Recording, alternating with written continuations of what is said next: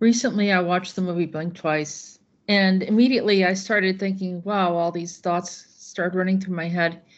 This movie really depicts and reveals a lot of what goes on in these my lab situations. And, at first, a person would say, well, this is the lifestyle of the elite. Well, the elite have a way of doing certain things.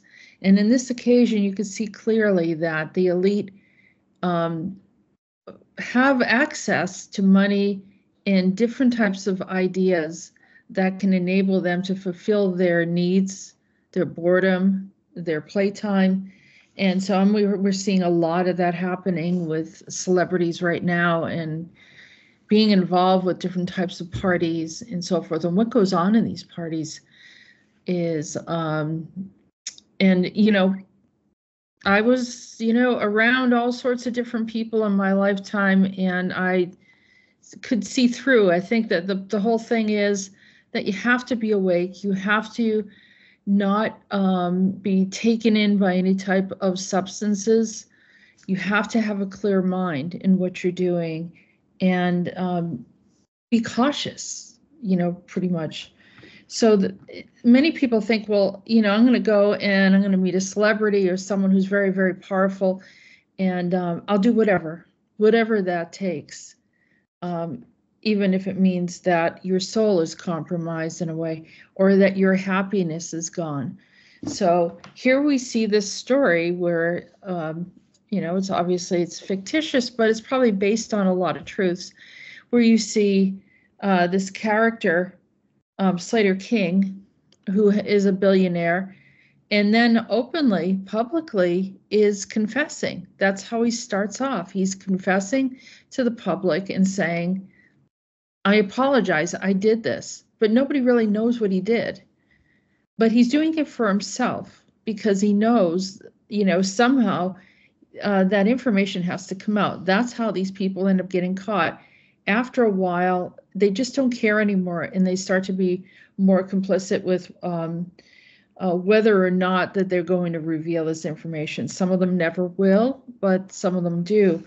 And this is the basis and the premise of the MyLabbing and what you see in those scenarios where people are severely compromised, and you can never really take that back. I mean, it's something that is very difficult for people to live through, and we're seeing the trauma coming out, like as I said, publicly. So this is a very timely type of movie. It reminded me a little bit of Eyes Wide Shut, where people start to realize that, oh, this is what it's all about. This is how those people live.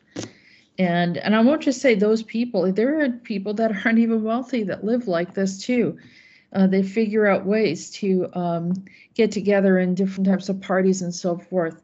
But it seems like, all right, well, this is what they're wanting.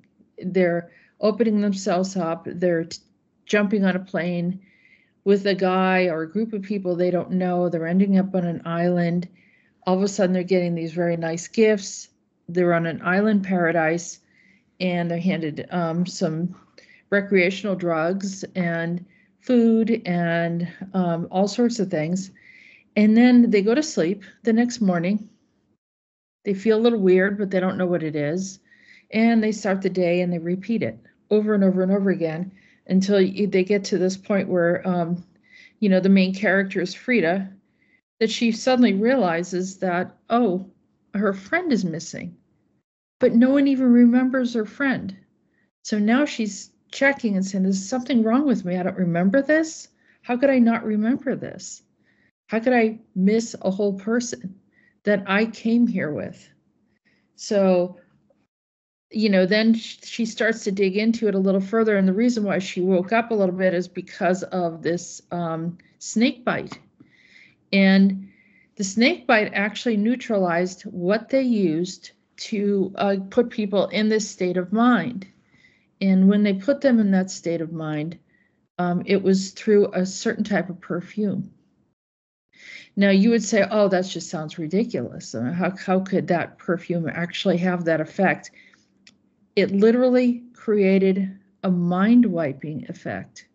something that we've been talking about for years regarding how the how I could say the MK Ultra process works, how agencies have done certain things, how certain people have completely forgotten that they were involved with the secret space program, how even military people come back from, very revealing situations, only to find out that they forgot a whole bunch of information. They were deliberately mind wiped in a way to not further compromise the mission or what had gone on in that situation. So it's for their protection, it's for the government's protection.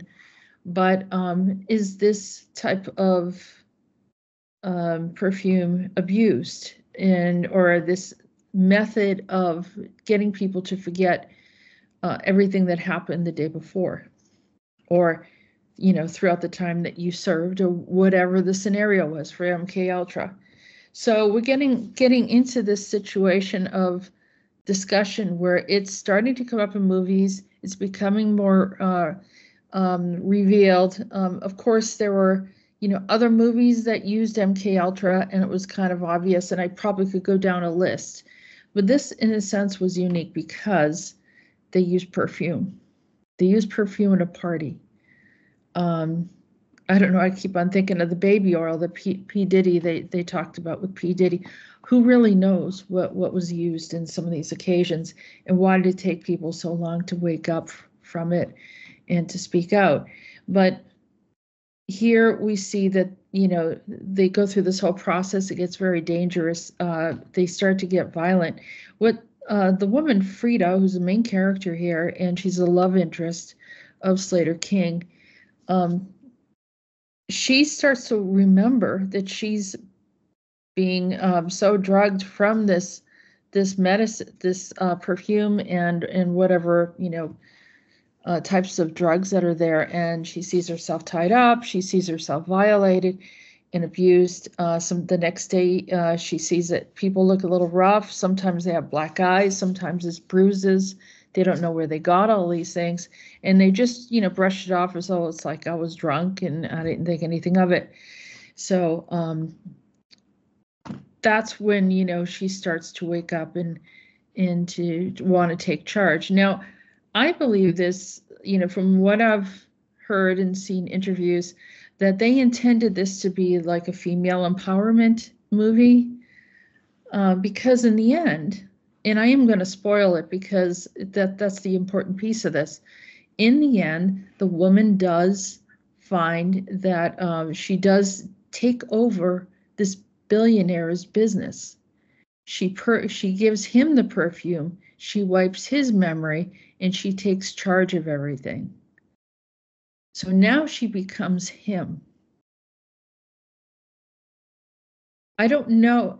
Instead of, at first she thinks she's going to run away. She's going to contact the police. She's going to expose this. She doesn't look to expose it. She looks to take the business, the money. She becomes him. So this is like a training. It becomes like a training. This is not a solution. This is not a women empowerment scenario. This is a dark scenario. It's very dark. And it is just flipping from one person to another in behavior and perpetuating this behavior. And then she now is terrorizing other people as well. Maybe they didn't imply that, but think of the power. And this is the problem. Put power in the hands of the wrong person, it can be extremely dangerous. Reveal information to two different people. One person wants to expose it and bring justice to those individuals. Another one wants to comply and utilize it for their own gain or for themselves. So that was my take on it. I also want to compare it to the video game Erica.